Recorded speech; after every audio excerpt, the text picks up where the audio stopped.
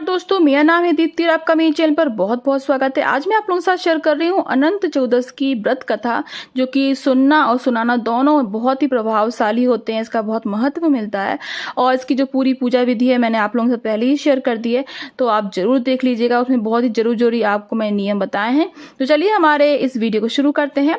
प्राचीन काल में सुमंत नाम का एक नेक तपस्वी ब्राह्मण था। उसकी पत्नी का नाम दीक्षा था। उसकी एक परम सुंदरी धर्मपरायण तथा ज्योतिर्मयी कन्या थी जिसका नाम सुशीला था। सुशीला जब बड़ी हुई तो उसकी माता दीक्षा की मृत्यु हो गई।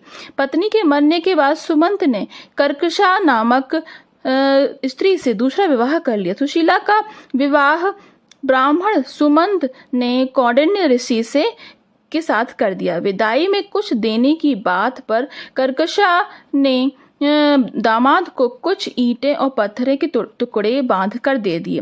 कौंडिन्य ऋषि दुखी हुए और अपनी पत्नी को लेकर आश्रम की ओर चल दिए, परंतु रास्ते में ही रात हो गई। वे नदी तट पर संध्या करने लगे।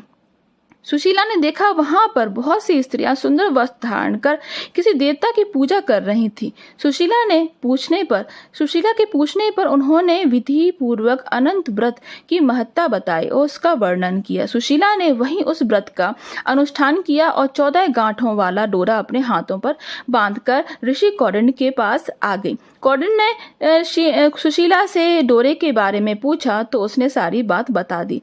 उन्होंने डोरे को तोड़कर अग्नि में डाल दिया। इससे भगवान अनंत जी का अपमान हुआ। इसके फलस्वरूप ऋषि कौंडिन्य दुखी रहने लगे और उनका मन अशांत रहने लगा। उनकी सारी संपत्ति नष्ट हो गई। इस दरिद्रता को उन्होंने अपनी पत्नी से कारण पूछा तो सुशीला ने अनंत भगवान का डोरा जलाने की बात कही। पश्चाताप करते हुए ऋषि कौंडिन्य अनंत डोरे की प्राप्ति के लिए वन में चले गए। वन में कई दिनों तक भटकते भटकते निराश होकर एक दिन भूमि पर गिर पड़े। तब अनंत भगवान प्रकट होकर बोले, हे कौंडिन्य, तुमने मेरा तिरस्कार किया था, उसी से तुम्हें इतना कष्ट भोगना पड़ा। तुम दुखी हुए, अब तुम्हें पश्चाताप किया है तो मैं तुमसे प्रसन्न हूँ। अब तुम घर जाकर विधि पूर्वक अनंत व्रत करो। 14 वर्ष तक व्रत करने से तुम्हारा दुख दूर हो जाएगा और तुम्हारा धन दान वापस तुम्हें मिल जाएगा। कौंडिन्य ने वैसा ही किया और उन्हें सारे क्लेशों से मुक्ति मिल गई। श्री कृष्ण की आज्ञा से युधिष्ठिर ने भी अनंत भगवान का व्रत किया, जिसके प्रभाव से पांडव महाभारत के युद्ध में विजयी हुए तथा चिरकाल तक राज्य करते रहे। इस तरीके से जैसे भगवान ने उनकी सुनी, हम सबकी भी सुने।